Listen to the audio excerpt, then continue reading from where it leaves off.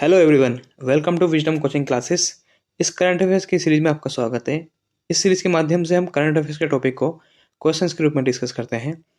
इस लेक्चर की पीडीएफ प्राप्त करने के लिए आप हमारे कमेंट बॉक्स में दिए गए लिंक पर जाकर हमारे फेसबुक और टेलीग्राम के चैनल को ज्वाइन कर सकते हैं, जहाँ पर आपको पीडीएफ प्रोवाइड करा दी जाएगी। तो इसी के साथ फिर आगे बढ़ते हैं इस वीडियो में।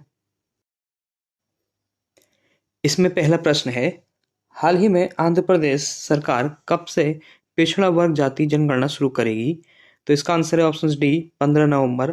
आंध्र प्रदेश सरकार पिछड़ा वर्ग जाति जनगणना के लिए स्वयं सेवक प्रणाली के साथ ग्राम सचिवालय प्रणाली को बड़े पैमाने पर तैनात करेगी। राज्य में पिछड़ा वर्ग की करीब 139 जातियां हैं। यह जनगणना उन्हें संख्यात्मक ताकत देगी। पिछड़े वर्ग के समुदायों को विभिन्न क्षेत्रों में उनके प्रतिनिधित्व के स्तर के बारे में भी पता चलेगा। अगला प्रश्न है, भारत किस वर्ष तक वैश्विक यात्रा पर सबसे बड़ा खर्च करने वाला चौथा देश बन जाएगा? तो इसका आंसर है ऑप्शन डी, 2030। भारत 2030 तक यात्रा के क्षेत्र में चौथा सबसे बड़ा वैश्विक खर्च करने वाला देश बनने की ओर अग्रसर है, जिसका कुल व्यय लगभग 410 बिलियन डॉलर होने की उम्मीद है। 2019 से पूर्व कोविड समय की तुलना में लगभग 173% की भारी वृद्धि हो सकती है। अगला प्रश्न है, हाल ही में प्यूमा इंडिया ने किसे अपना ब्रांड एम्बेसडर नियुक्त किया है? इसका आंसर है option B, Mohammed Shami. Puma India ने भारतीय तेज गेंदबाज मोहम्मद शमी को अपने ब्रांड एम्बेसडर की सूची में शामिल किया है। स्पोर्ट्स ब्रांड के पास ब्रांड एम्बेसडर की एक स्टार स्टार्टेड रोस्टर है, जिसमें Virat Kohli, champion sprinter Usain Bolt, football star Neymar junior और सुनील छेत्री, मशहूर मुक्केबाज एमसी मैरी कॉम, क्रिकेट हरमनप्रीत कौर और हरलीन देओल और पैराशूट अवनी लेखा शामिल हैं। अगला प्रश्न है, हाल ही में कहाँ लोक कलाओं को समर्पित 11 दिवसीय लोक रंग महोत्सव आयोजित किया जाएगा? इसका आंसर है ऑप्शन ए, जयपुर। कला प्रेमी एक बार फिर लोक संस्कृति के रंग में रंगने को तैयार हैं। 11 दिवसीय लोकतंत्र महोत्सव का आयोजन जयपुर में किया जाएगा। इसमें केंद्र में 29 अक्टूबर से 8 नवंबर तक 26वां लोक रंग आयोजित होगा। अगला प्रश्न है, हाल ही में कहाँ पशु चिकित्सा विज्ञान महाविद्यालय का निर्माण किया जाएगा?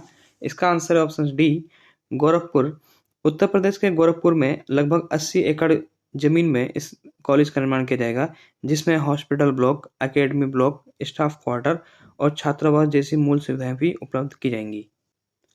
अगला प्रश्न है, हाल ही में किसने हार्टलैंड त्रिपुरा परियोजना का उद्घाटन किया है? इसका आंसर है ऑप्शन ए, केंद्रीय कौशल विकास और उद्यमिता, इलेक्ट्रॉनिक्स और सूचना प्रौद्योगिकी राज्य मंत्री राजीव चंद्रशेखरन ने इस योजना का उद्घाटन किया है।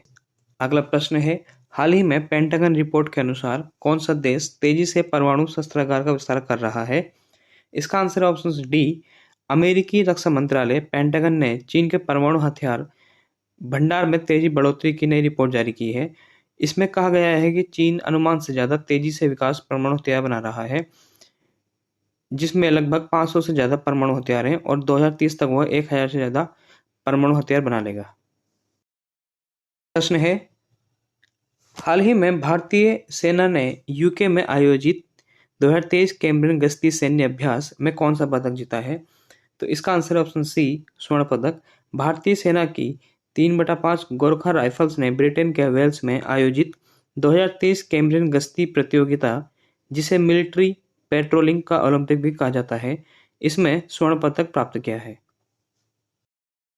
इसमें अगला प्रश्न है, हाल ही में किसे राज्य कृषि मूल्य आयोग का अध्यक्ष नियुक्त किया गया है? इसका आंसर है ऑप्शन ए, पासा पटेल। किसान नेता सैयद पासा उस्मान साहब पटेल उर्फ पासा पटेल को राज्य कृषि मूल्य आयोग का अध्यक्ष नियुक्त किया गया है।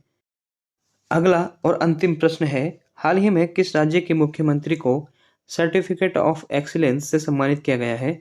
इसका आंसर है ऑप्शन सी, हिमाचल प्रदेश। हिमाचल प्रदेश के मुख्यमंत्री को सर्टिफिकेट ऑफ एक्सीलेंस से सम्मानित किया गया है। आपदा में राज्य सरकार के प्रयासों को सराहा गया है और पहले भी वर्ल्ड बैंक ने और नीति आयोग ने इनकी प्रशंसा की है। इसी के साथ फिर इस वीडियो को यहीं अंत करते हैं। Hope you like it. Thank you.